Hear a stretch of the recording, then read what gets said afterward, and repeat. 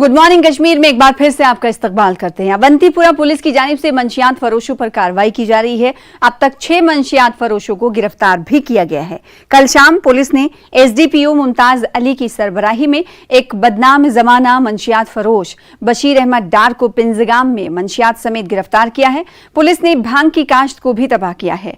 SDPO ने news 18 को बताया कि ये कार्रवाई जारी रहेगी और मंशियात में को बख्शा नहीं जाएगा।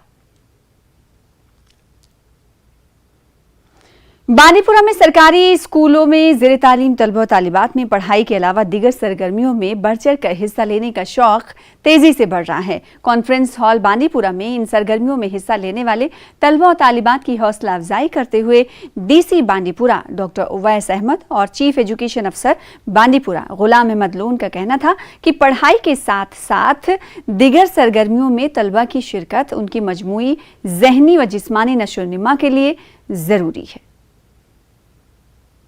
इससे पहले ये कहा जाता था कि के लिए पढ़ना सबसे इम्पॉर्टेंट है, लेकिन आज के वर्ल्ड में इस माशरे में ये ज़रूरी है कि बच्चा पढ़ने के साथ साथ को करिकुलर एक्टिविटीज़ में भी पार्टिसिपेट करे, मे बी गेम्स या कोई और activity. Speaking skills, communication skills इस माशरे में बहुत ज़्यादा ज़रूरी हैं। लिखना पढ़ने के साथ साथ खेलना कूदना भी ज़रूरी है और इन एक्टिविटीज़ में रैलीज़, ऐसे राइटिंग्स वगैरह इनमें भी पार्टिसिपेट करना बहुत ज़रूरी है। सर, हमें ये पहले सोच थी कि हमें पहले सिर्फ पढ़ाई के साथ ही रहना चाहिए, बट ऐसा नहीं है। हमें गेम्स में पार्टिसिपेट करना बहुत ही ज़्यादा मस्ट है, हमारी हेल्थ के लिए भी और हमारे लिए भी बहुत ही ज़्यादा इम्पॉर्टेंट है।